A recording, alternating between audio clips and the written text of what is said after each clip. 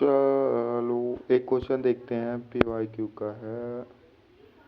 एक ग्राहक को 11%, 13%, 15% की लगातार 3 छूट देने के बाद एक दुकानदार एक वस्तु के लागत मूल्य पर 19% का लाभ कमाता है। इतनी छूट देने के बाद भी कितने का प्रॉफिट बनाता है? 19% का। यदि दुकानदार ने केवल 11%, 13% की छूट दी होती तो लाभ करते। कहने का मतलब, अगर दुकानदार ने 11 और 13 की ही छूट दी होती, 15% वाली छूट ना दी होती, तो टोटल कितने का लाभ होता?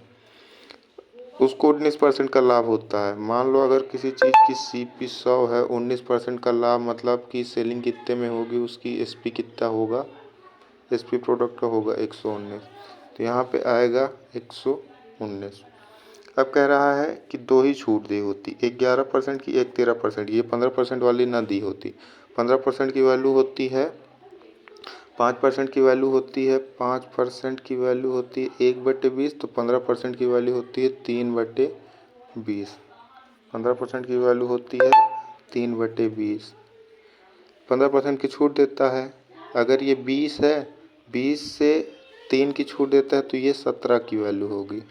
ठीक, 17 का 7 गुना है, तो 20 का भी 7 गुना 140।